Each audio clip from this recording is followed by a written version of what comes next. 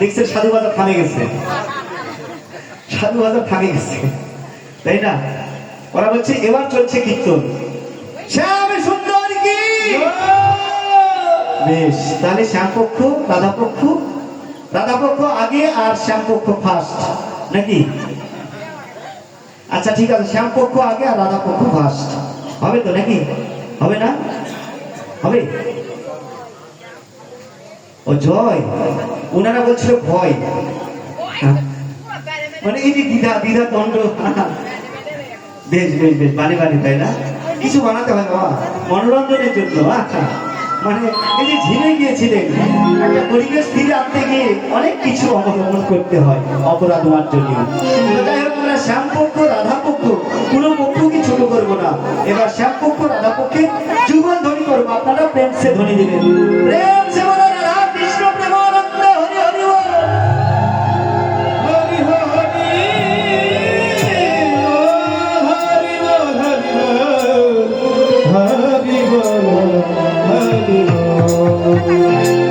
সুন্দরী ঝট করো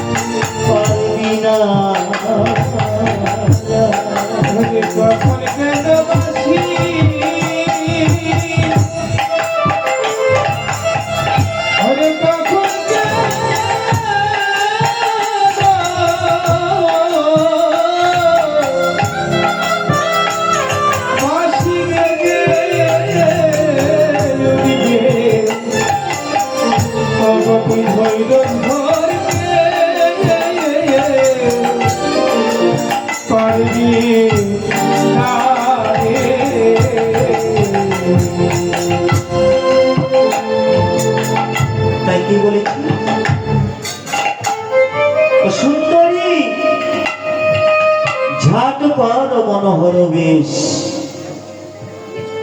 সময় হইবে আছি, বাজিবে সংকেত বাসি, ধৈর্য ধীরার না রহিবে লেশ। অভিসারের বাঁশি, এই বাঁশি যখন বেজে উঠবে তখন আর ধৈর্য থাকবে না। এ বাঁশি যার যার নাম ধরে বেজে ওঠে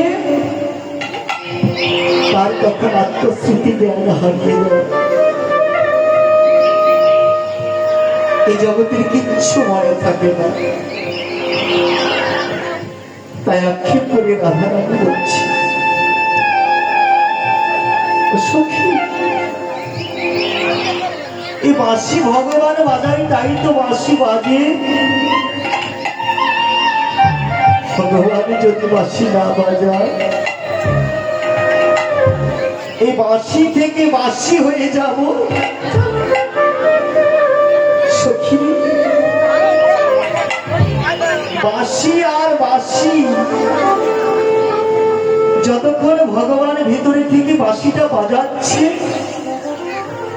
ততক্ষণ বাঁশি যদি ভগবান এই দেহকে ফেলে রেখে চলে যায় তবে এই দেহ হয়ে যাবে বাঁশি।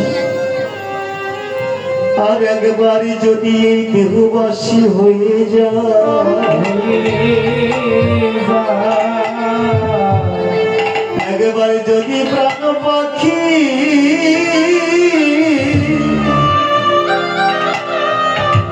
এই খাঁচা ছেড়ে উড়ে চলে যায়,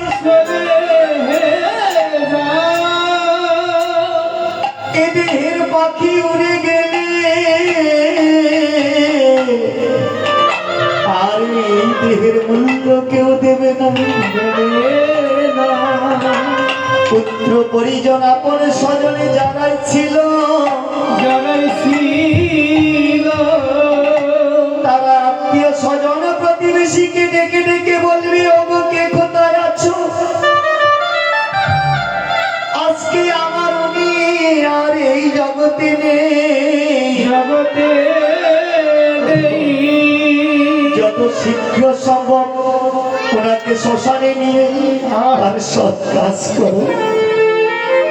তাহলে কি অভিনয় করছি আমরা এই জগৎ সংসারে, এই মায়ার দাসত্ব পূর্তি করতে সারা জীবন ছুটে চলেছি স্ত্রী পুত্র পরিজনের মুখে হাসি ফোটাবার জন্য, তাদের মুখে দুমুঠো আহার তুলে দেবার জন্য রাত দিন অক্লান্ত পরিশ্রম করে ছুটে চলেছি। প্রিয় পুত্র, যে পুত্রকে প্রতিষ্ঠিত করবার জন্য নিজের শরীরের ঘাম ঝরানো শ্রমের পয়সা দিয়ে লেখাপড়া শিখিয়ে চাকরি বাকরি বড় ব্যবসা প্রতিষ্ঠান ধরে দিয়েছি, অথচ এই দেহের প্রাণ পাখি উড়ে যাওয়া মাত্র সেই প্রিয় পুত্রই বলবে, ওগো আমার বাবা তো আর এই জগতে নেই, এতদিন ছিল কিন্তু এখন আর নেই, ওনার আর এই নশ্বর দেহের কোনো মূল্য নেই, যত শীঘ্র সম্ভব ওনার সৎ কাজ করো। তাই কিসের এত দম্ভ অহংকার? জাতি বিদ্যা মহত্ব ধন সম্পদ রূপ, কিসের অহংকার বলো? যে দেহটা আমার নয়, যে কোনো মুহূর্তে দেহের পাখি উড়ে চলে গেলে দেহটা পড়ে থাকবে ডাস্টবিনে, কখনো রাস্তায় কখনো বা শ্মশানে, অথচ এই দেহের। তাই ভাবুক কবি এই দেহকে নিয়ে ভাবনা করতে করতে, ভাবুক কবি বিজয় সরকার একটি গান লিখেছে, আমার পোষা পাখি উড়ে যাবে,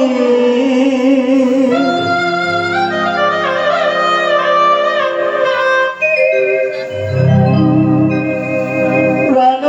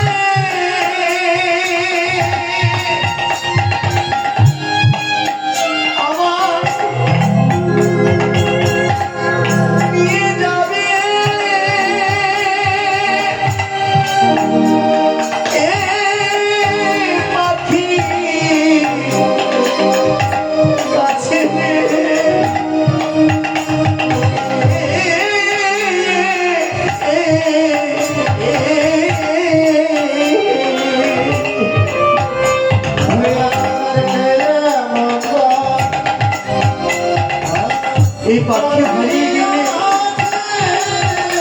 এমন কোনো দরদি আছে আবার সেই পাখির কাছে নিয়ে যাবে? সেই হারানো পাখি কি আর ফিরে আসবে? জীবন থেকে যার যা হারিয়েছে আর কি পাওয়া যাবে?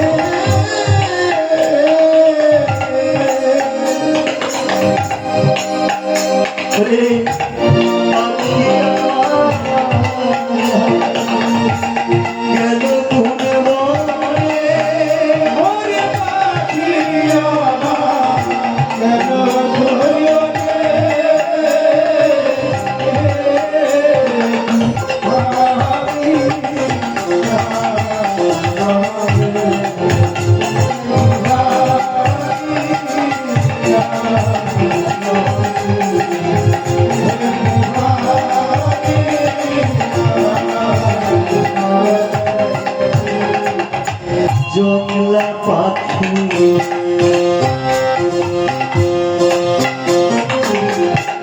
করল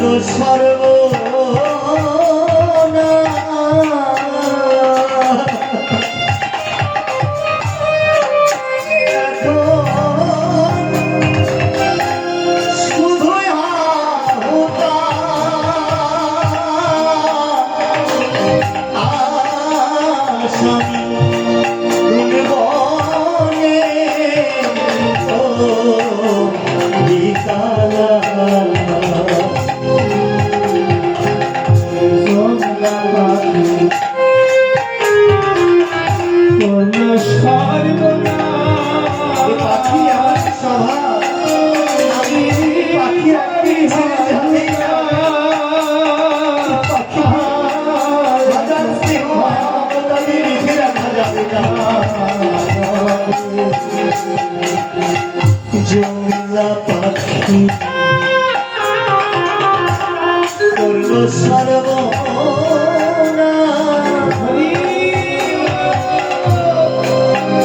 এখন শুধুই আহুতা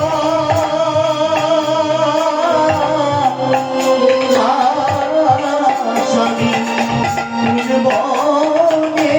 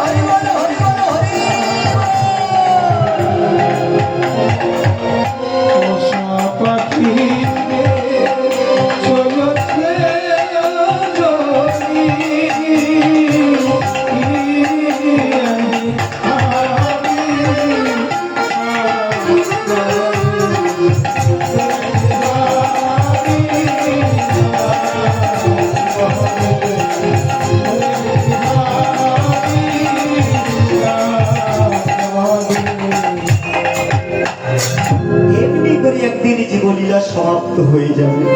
তাই রাধারানী আক্ষেপ করে বলছে, সখী ওই অভিসারের বাঁশি যদি বেজে ওঠে, ভগবান যদি বাঁশি না বাজায় কি করার বলো? শাস্ত্র বলছে কিছু দেখে নাও আর কিছু এঁকে নাও। আমাদের ভগবানের হাতে একটি বাঁশি থাকে মা, সব সময় একটি বাঁশি থাকে ভগবানের হাতে। ওই বাঁশিটি কি শুধু রাধারানীকে ডাকার জন্য? শুধু রাধারানী ধরে বাজি? বাঁশি সকলের নাম ধরেই বাজবে, তবে কারো আগে কারো পরে।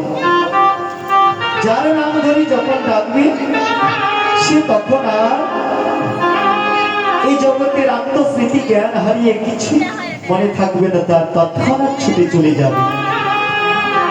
তাই ওই বাঁশিতে 9টি চিত্র রয়েছে। এই দেহটাও বাঁশি, এই দেহটা ভগবানের হাতের বাঁশি। আমাদের দেহ 9টি চিত্র রয়েছে। চক্ষু কর্ণ, 2 চক্ষু 2টি কর্ণ, মুখ 2টি নাসিকা, আরো নিম্নাঙ্গে 2টি আমাদের ইন্দ্রিয় রয়েছে। তাই এই যে প্রত্যেকটি শব্দ, স্পর্শ, রূপ, রস, গন্ধ নেবার জন্য চক্ষু, কর্ণ, জিহ্বা, নাসিকা, ত্বক, এই একটি একটি করে দরজা যদি বন্ধ হয়ে যায়, একদিন হবে সেদিন আবার বৈতরণী ঘাটে যেতে হবে। সেদিন সকল কিছুকে রেখে যেতে হবে। সেই দিন একমাত্র গোবিন্দ দিনে আর কেউ রবে না।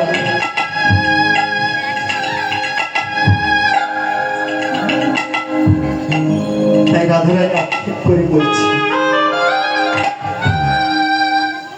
বাঁশিটি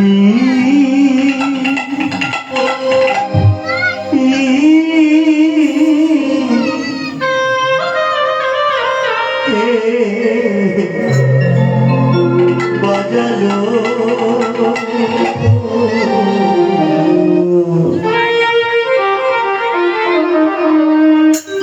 মধুর কুঞ্জ বনে। তাই দেখুন এই বাঁশিটি ভগবানে বাজায়। কিভাবে লক্ষ্য করবে?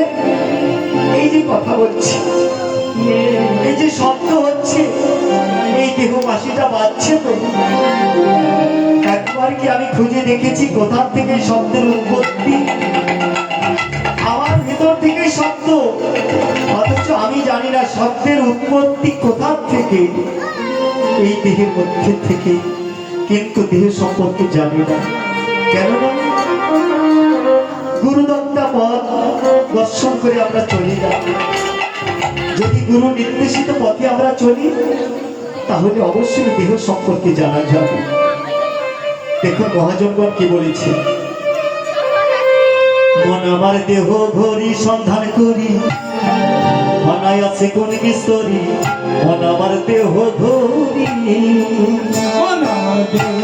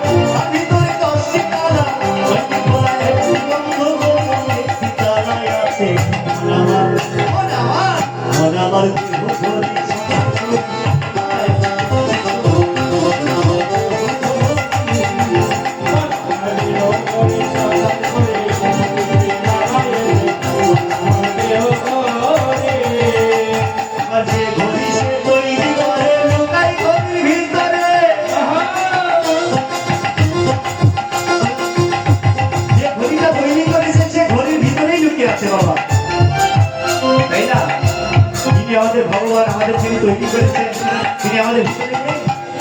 আছে কি নেই? আছে আছে আছে। তাই দেখুন ভালো নিয়ে গেছে ওরে যে ঘড়ি সে তৈরি করে লুকায় ঘড়ির ভিতরে সময় বুঝিয়ে নয় তাই আমার বাহিরে তাই আমার বাহিরে।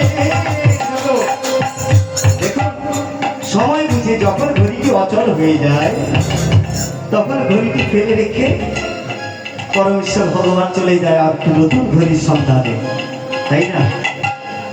আচ্ছা দেখুন এই জগতে যদি একটি দালানের বাড়িতে ফাটল ধরে যায় সে বাড়িটা কি বাসযোগ্য হবে? থাকা যাবে সেখানে?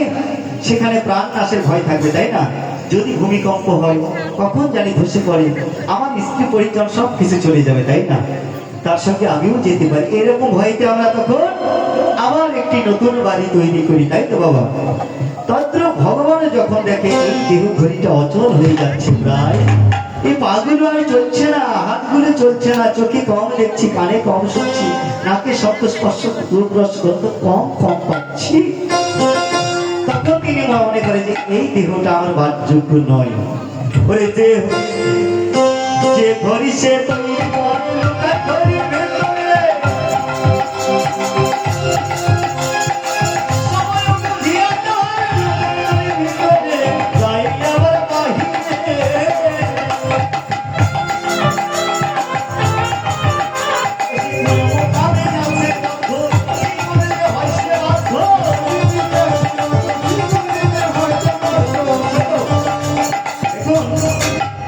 ভগবানকে বেঁধে রাখতে হয়, তাই না?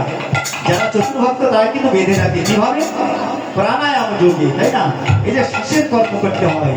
ভগবান কিন্তু নাসিকাতে যাওয়া আসা করে দিনের মধ্যে 24 ঘন্টায় 21,600 বার প্রাণায়াম যোগে যাতায়াত করে, এক নাসিকাতে প্রবেশ করে এক নাসিকাতে বাহিরে যায়। এই যে ভগবান যাওয়া আসা করতেছে আমাদের চোখের সামনে দিয়ে, দেখুন চোখের নিচে না, এই নাসিকা দিয়ে আমাদের মধ্যে ভগবান যাচ্ছে আবার বাইরে যাচ্ছে, ভিতরে যাচ্ছে বাইরে যাচ্ছে। প্রাণায়াম, শীতল বাতাস ভিতরে প্রবেশ করছে জীবিত বায়ু, আর মৃত গরম বাতাস এক নাসিকা দিয়ে বাহিরে যাচ্ছে। চতুর্ভক্তগণ কি করে? প্রাণায়াম যোগ করে, যোগাসন অথবা পদ্মাসনে বসে প্রাণায়াম করে। বাম নাসাপুর চেপে ধরে ডান নাসাপুর দ্বারা কুম্ভ পূর্ণ করে শ্বাস গ্রহণ করে তখন তপ এবং জপ শুরু করে। গুরুদত্তা বীজ মন্ত্র অথবা তারক নাম মহামন্ত্র জপ করে যতক্ষণ শ্বাস ফেরার আগে আগে এই পূর্ণ শ্বাসটাকে আবার 16 ভাগে এবার ডান নাসাপুর চেপে ধরে বাম নাসাপুর দ্বারা এই শ্বাসটাকে 16 ভাগে আস্তে আস্তে ছেড়ে দেয়। এবার দেখুন সেকেন্ডে সেকেন্ডে ভগবান যাওয়া আসা করছে, কিন্তু চতুর্ভক্তগণ অন্তত 1 মিনিট 1.5 মিনিট 2 মিনিট করে ভগবানকে ভিতরে ধরে রাখতেছে, তাই না? রাখতেছে না বাবা? আপনারা প্রাণায়াম করেন? অবশ্যই প্রাণায়াম করবেন। রাত্রিতে বাড়িতে অবসরে বসে বসে প্রাণায়াম করবেন, তাতে কি হবে? আপনি অনেক রোগ থেকে মুক্তি পাবেন, যেমন শ্বাসকষ্ট। যদি আপনার যোগ অভ্যাস থাকে, প্রাণায়াম প্রতিদিন করতে পারেন, আপনার শ্বাসকষ্ট থাকবে না। হরে কৃষ্ণ। এছাড়াও আপনার আধ্যাত্মিক জ্ঞানের উদয় হবে যখন প্রতিদিন আপনি 20 সেকেন্ড 30 সেকেন্ড 1 মিনিট করে ভগবানকে বেঁধে রাখতে পারবেন। শ্বাস বন্ধ, দম নিয়ে চুপ করে রইলেন, দম ধরে জপ করতে থাকবেন। এক নাম জপ করতে পারেন, কৃষ্ণ কৃষ্ণ কৃষ্ণ কৃষ্ণ বিষ্ণু বিষ্ণু বিষ্ণু বিষ্ণু, অথবা তার ব্রহ্ম নাম হরে কৃষ্ণ কৃষ্ণ কৃষ্ণ হরে হরে, হরে রাম রাম রাম হরে হরে। যতবার খুশি আপনার দম যতক্ষণ করে আমি জপ করবেন, প্রতিদিন অভ্যাস যোগে থাকবেন। 1 মিনিট হতে 1 minute 1 second, 1 minute 2 second, 3 second, 4 second হতে হতে আপনি এক সময় 5 মিনিট 10 মিনিট পর্যন্ত প্রাণায়াম যোগে। আপনারা অনেকেই দেখেন জলের মধ্যে সব আসন করে ভেসে থাকে, তাই না বাবা? হ্যাঁ, মরার মতো সব আসন, সব শব্দের অর্থ হচ্ছে মরা, মরার মতো আসন করে জলে ভেসে থাকে। কিসের যোগে? এই যে প্রাণায়াম যোগে, শ্বাসের কর্ম করে। তাহলে একদিনে সম্ভব নয়, আস্তে আস্তে সম্ভব হয়ে যাবে। তাই দেখুন আজকে কি হচ্ছে না, আজকে কি করছে? যখন অভিশাপে বাঁশি বাজি উঠতে বলছে, সুন্দরী ঠাকুর করো মনোহর বেশ, সময় হইবে আসি বাজিবে সংকেত বাসি, ধৈর্যের না রহিবে গমন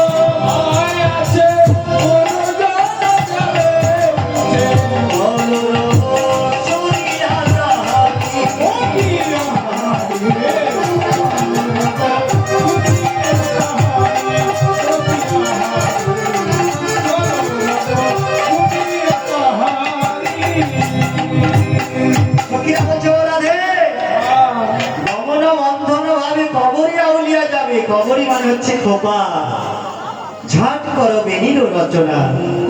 মায়ের অপরাধ মার্জনী, আমি আপনাদের সন্তানের মতো, অবশ্যই আপনারা অষ্টদল পদ্মে খোপা বাঁধবেন। এই খোপাটা যেন, চুলের খোপাটা যেন অষ্টদল পদ্ম হয়, অর্থাৎ খোপাটা বড় করে বাঁধবেন, একটু ফুলের নেই যেন খোপাটা হয়। এটা কিন্তু বিধির বিধান রয়েছে। আপনারা বৃহৎ লক্ষ্মী চরিত্র পড়বেন, সেখানে দেখবেন আপনাদের অনেক অনেক সদাচার নিয়ম কানুনগুলো রয়েছে। আপনারা অবশ্যই এগুলো অধ্যয়ন অধ্যাবসায় করবেন, তাতে আপনারা অবশ্যই সংসার জীবনের জন্য কিছু পাবেন, আপনাদের পুত্রবধূকে কিছু শেখাতে পারবেন।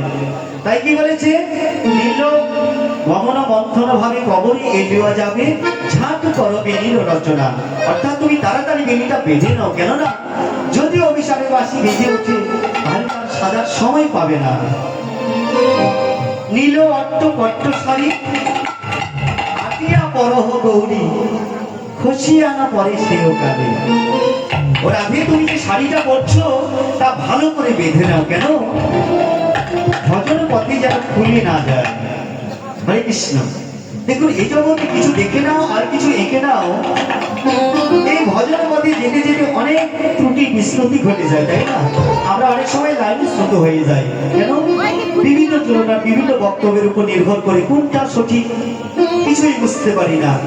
এর জন্য দায়ী বাবা আমার মতো কীর্তনিয়ারা, আমার মতো গণ্ডমূর্খ, আমার মতো, অন্য কাউকে বলছি না, আমার মতো গণ্ডমূর্খ কীর্তনিয়া বা পাঠক যারা আছেন, তারা যে এই অপব্যাখ্যাগুলো দেয়, এই কারণে কিন্তু সাধারণ জন পথভ্রষ্ট হয়ে যায় বাবা। যদি সঠিক ব্যাখ্যা করা না হয় তাহলে সাধারণ জন কি করবে? শ্রেষ্ঠ জন যাহা করে অজ্ঞজন তাহা লক্ষ্য করে। দেখুন, ভজন ভজন হচ্ছে রাত্রি 12টার পর। রাত্রি 12টার পর কেন ভজন? সেই সময়টা নীরব,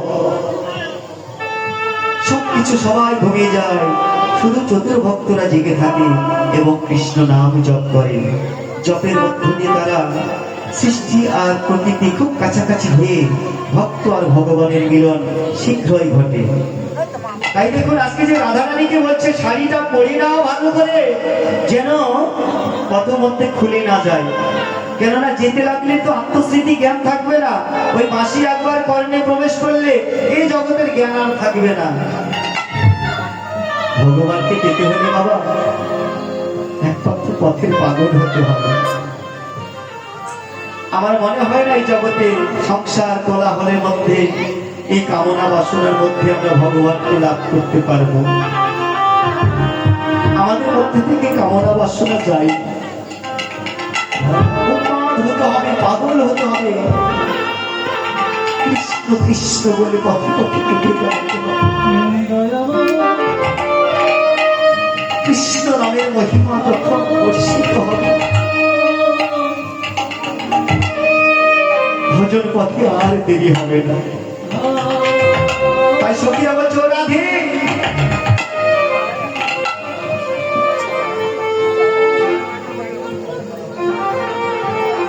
অপরাধ মার্জনী মায়ের 12:30 বেজে গেছে, আমি আর অল্প কিছুক্ষণ একটু পথগুলো দিয়ে যাবো। জয় রাধে, জয় রাধে। মিলয়ন পট্ট শাড়ি আটিয়া পরহ,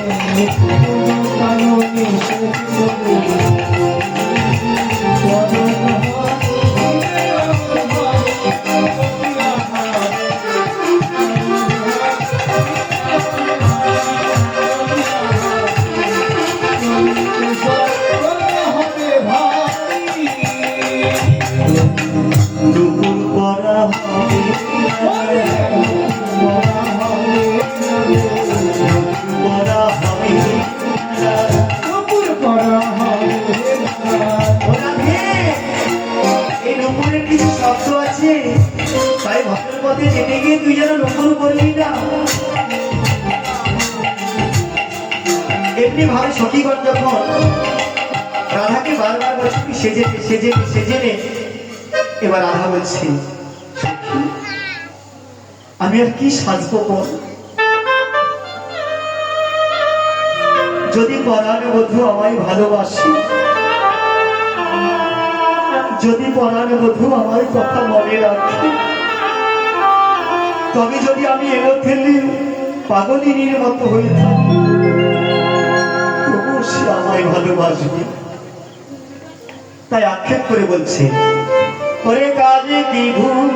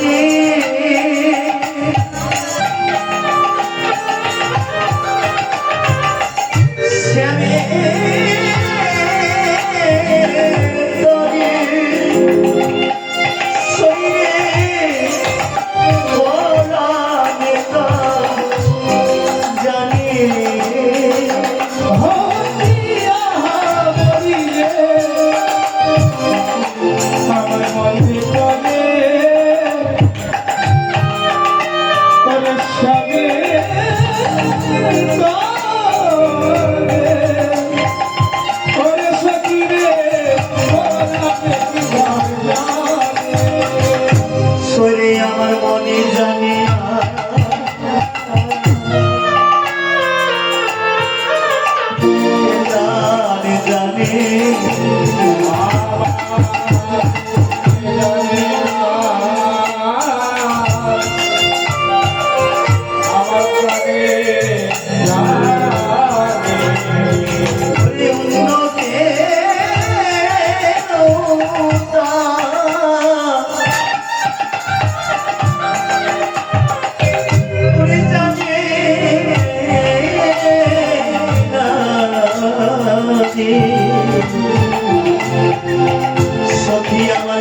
জানিয়া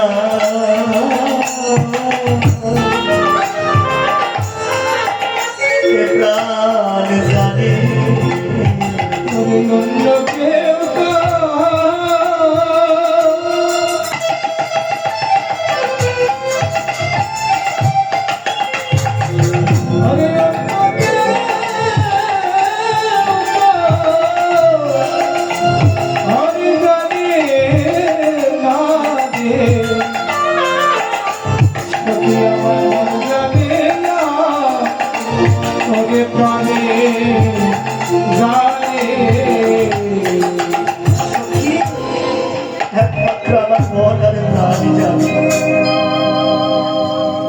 আমার নয়ন ভূষণ শ্যামল নয়ন ভূষণ শ্যামল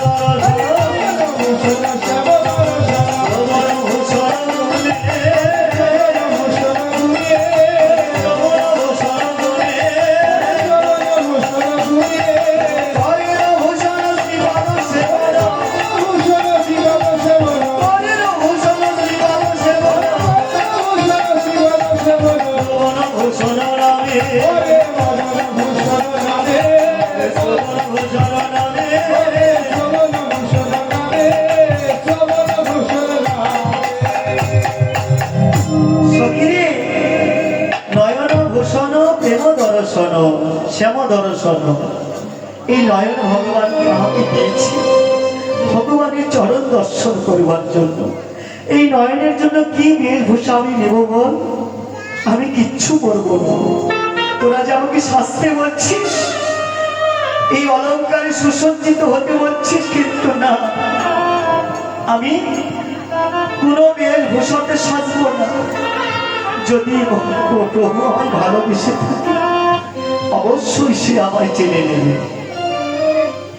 ওরে কণ্ঠের ভূষণ কলঙ্কের হার,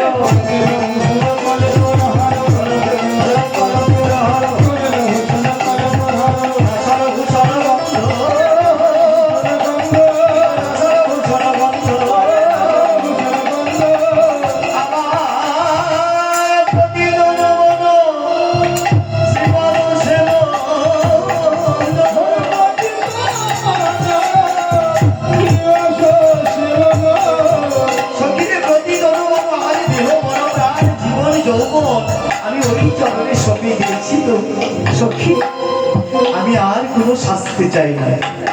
কিন্তু সখীরা বলছে না না, ও রাধে, তুই যে আমাদের শিরোমণি, যদি তুই ভালো করে না সাজিস, ওমা সাজার বিধানও রয়েছে। মায়েরা অবশ্যই সংসারে সেজে গুজে থাকবেন।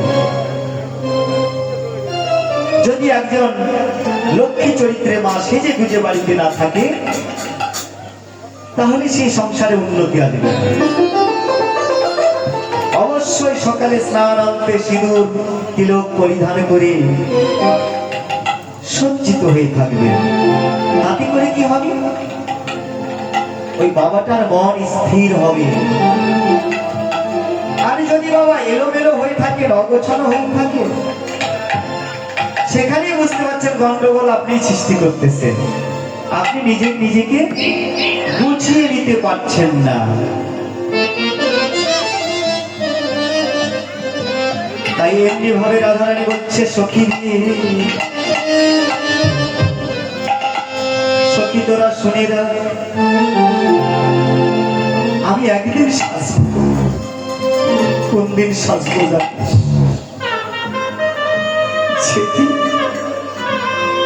সেদিন আমি পৃথিবী ছেড়ে চলে যাব, সেদিন তোরা আমায় সাজিয়ে দিবি, সেই দিন তোরা আমায় তিলক চন্দন পরাইয়ে দিয়ে সখী নামের নামাবলী আমার অঙ্কে ঠিকে দিয়ে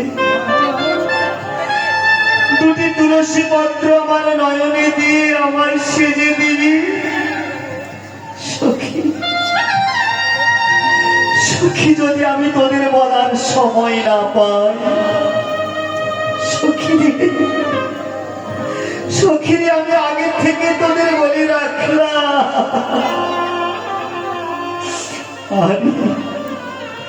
সখী তোরা শুনে না,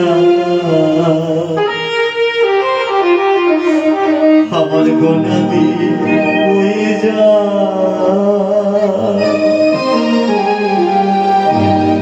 সবাই আসি সেদিন আমার সখী তোরা শুনে যা, সবাই আসিও আমার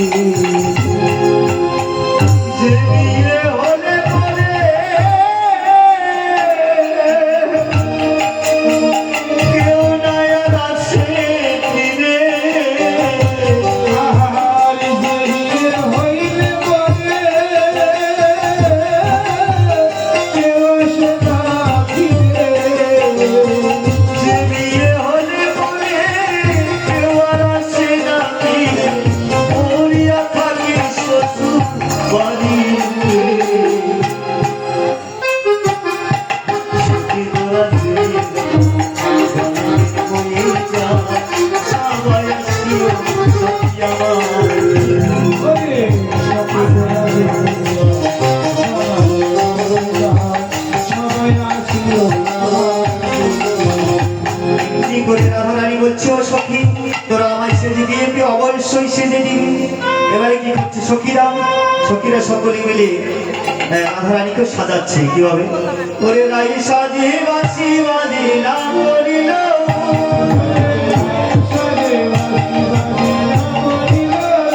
ওরে রাই সাজে বাসি বাজে না বলিল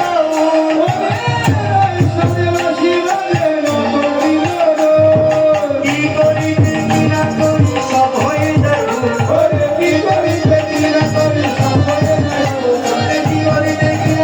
সব হয়ে যায় ওরা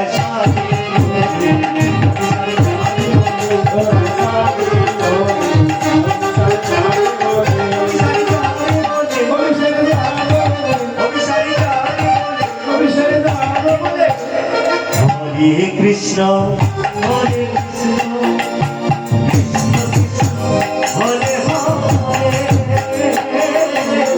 হরে রাম রাম রাম হরে হরে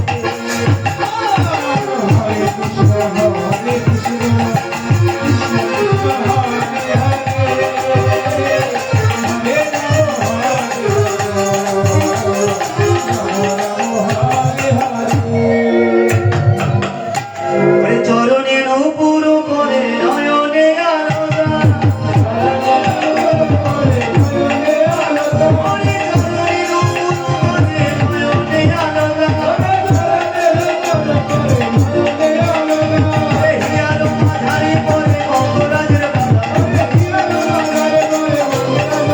ওরে হিয়ার মাঝারি পরে মঙ্গরাজের বাধা ওরা সাজিত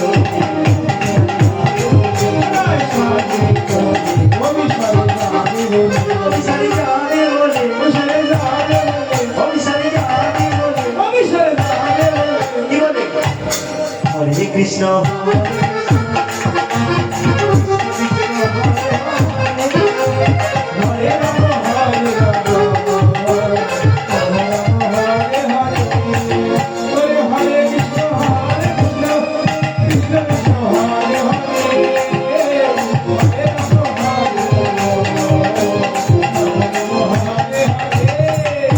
ললিতায় উল্লাসী সুবর্ণের সিদ্ধিকা ললিতা উল্লাসী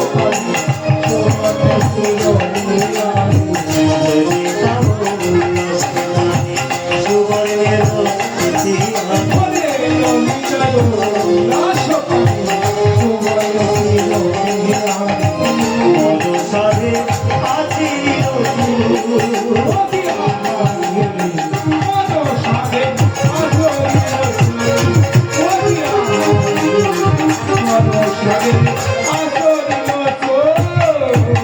বিশ্বকা কবরী বন্দে পরমনহর ছন্দে বিশ্বকা কবরী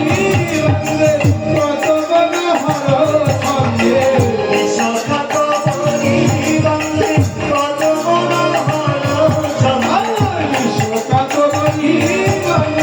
পরমনহর ছন্দে সারি সারি দিল না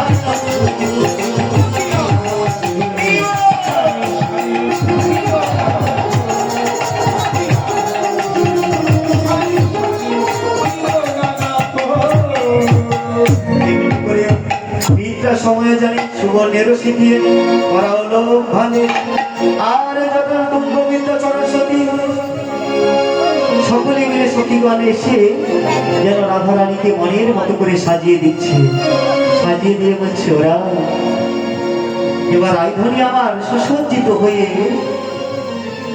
আর চলতে পারছে না শ্যামদর্শনে যাবে বলে মন উদাসী হয়েছে আত্মস্মৃতি জ্ঞান হারিয়ে যাচ্ছে সখীর কাঁধে কাঁধে মিলে হেলে দুলে যাচ্ছে শ্যাম অভিষেকে চলে বিনোদিনী রাধা শ্যাম অভিষেকে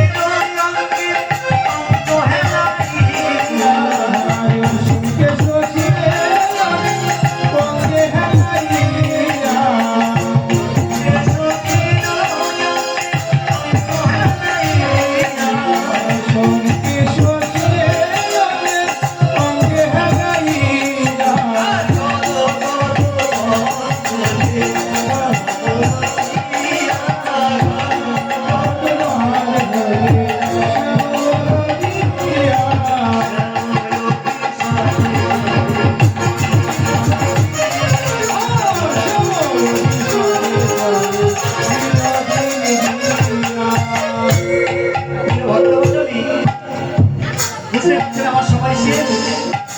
হরি কথা কৃষ্ণ কথা শ্রবণ করলে দক্ষিণান্ত করতে হয়। যদি সম্ভব হয় আমার দাদু ভাইকে পাঠিয়ে দিচ্ছি, তার সঙ্গে যদি না যায় তো ঠিক আছে। আপনারা যদি কিছু দান করতে চান, কীর্তনে দক্ষিণা করতে চান, আমাকে দিতে পারেন। আর শ্রদ্ধেয় দাদা কুলাল চন্দ্র মহন্ত আসছে, আপনাদের রাজকীর্তন শ্রবণ করবেন, ধৈর্য ধরে থাকবেন, সকলে সারারাতে থাকবেন। ভোরে সম্ভবত অলসবে, আগামীকাল তো ভোগ মহোৎসব, সকলে অবশ্যই সে পর্যন্ত থাকবেন। শ্যাময় ভূষণ